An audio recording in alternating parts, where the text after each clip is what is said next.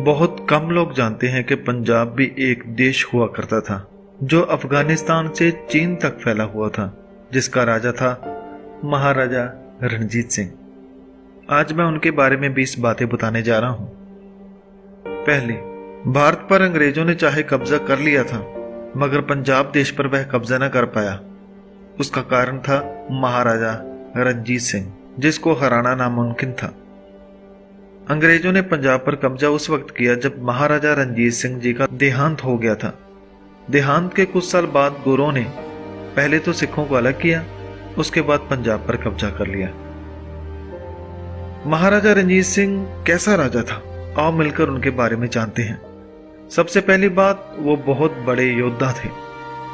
वो छोटी उम्र में ही पिता के साथ युद्ध में जाया करते थे और कई जंगें उन्होंने बचपन में ही जीती।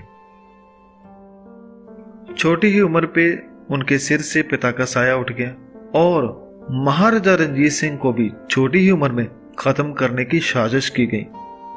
एक दिन अकेले में जब रणजीत सिंह, जो उस वक्त बालक थे, उम्र 13 साल थी, इतनी कोमल आयु में प्राण घातक शत्रु ने हमला किया।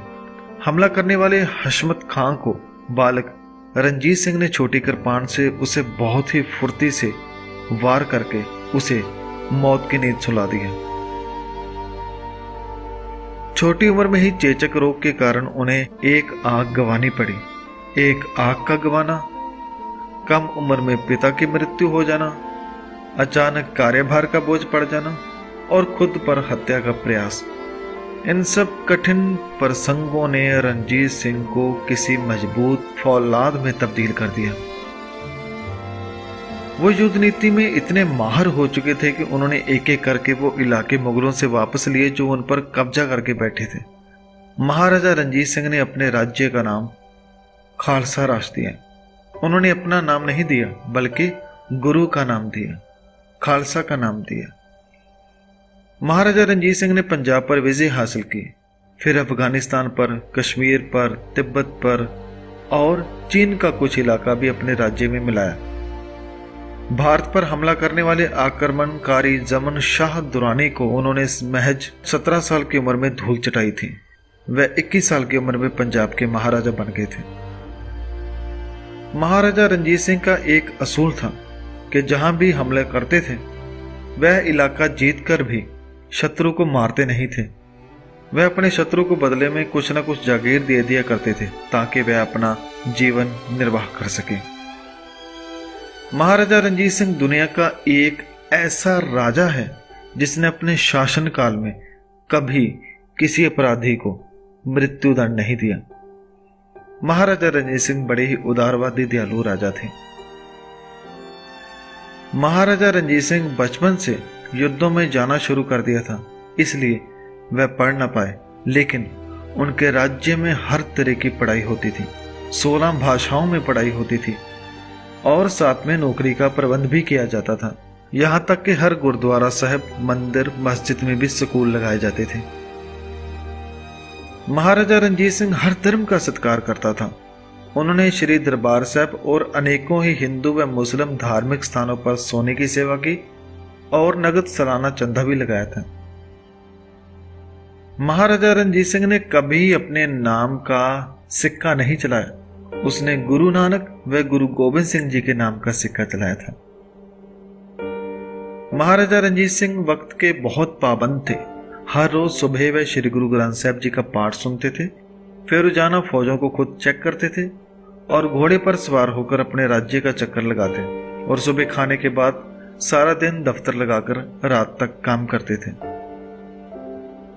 दुनिया का सबसे कीमती हीरा भी महाराजा रणजीत सिंह के पास था, जिसको उनके देहांत के बाद अंग्रेज ले गए थे।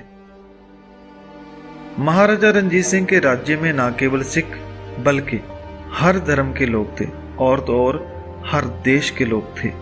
उनकी फौज में बहुत से गोरे अफसर भी थे। महाराजा रणजीत सिंह के इलाज के लिए वैद्यों के अलावा डॉक्टर भी रहते थे जो अंग्रेज थे। महाराजा के सैनिक दल में कैप्टन वैड काम करते थे। वह लिखते हैं कि महाराजा रणजीत सिंह की याद शक्ति बहुत तेज थी। वह 10 से 12,000 गांव के नाम और उनके इतिहास के बारे में बड़ी अच्छी तरह से जानते थे। महाराजा रणजीत सिंह ने कभी अपने लिए तख्त नहीं बनवाया, वह एक कुर्सी लगाकर ही बैठते थे। उन्होंने कभी भी बड़े होने का अभिमान नहीं किया, वह सदा वाहिगुरु के शुक्र में रहते थे। महाराजा रणजीत सिंह ने जो विशाल शक्ति खड़ी की वह 1939 में दूसरे विश्व युद्ध के समय ब्रिटिश सैन्य शक्ति के बराबर थी। इसमें 52,000 पैदल, 31,000 घोड़सवार, 384 भारी और 400 हल्की तोपें थीं। इनकी दूरदर्शी नीति के कारण भारत के पश्चिमी सीमा पर सैकड़ों वर्षों से हो रहे मुस्लिम आक्रमणों पर पंजाब ने रोक लगा दी थी। महाराजा रणजीत सिंह ने अपने राज्य का प्रबंध, आर्मी का प्रबंध, पढ़ाई और सरकारी अदारों के इस तरह से चलाया कि विदेशों से आने वाले खोजी, लेखक और आर्मी अफसर भी लिखते थे कि पंजाब हमारे यूरोप के देशों से बहुत आगे है। दोस्तों, इसकी और जानकारी के लिए आप खुद किताबें पढ़ सकते हैं जो नेट पर मौजूद हैं। महाराजा रणजीत सिंह एक सिख राजा था, मगर किसी को भी जबरदस्ती सिख नहीं बनाया, बल्कि उन्हें देखकर बहुत सारे लोग सिख बने, क्योंकि वह बहुत ही समझदार, ईमानदार और नेक दिल इंसान था। महाराजा रणजीत सिंह का देहांत 27 जून 1839 को हुआ और 28 जून को उनका अंतिम संस्कार किया गया। वो महाराजा जो हर धर्म और हर इंसान के दिल की धड़कन था, वो सदा के लिए चला गया। पंजाब के लोग कहते हैं कि उस दिन केवल महाराजा रणजीत सिंह ही नहीं गए, बल्कि पंजाब की तकदीर भी चली गई। उसके बाद पंजाब को ऐसा महाराजा नहीं मिला जो सबसे मिलकर चल सके। पूरी सिख कौम उनको आज के दिन याद करती है, क्योंकि आज के दिन वह हमें छोड़कर चले गए थे और इतना बड़ा साम्राज्य जो हमें दिया उसे हम संभाल ना सके। ये हमारी बदकिस्मती है।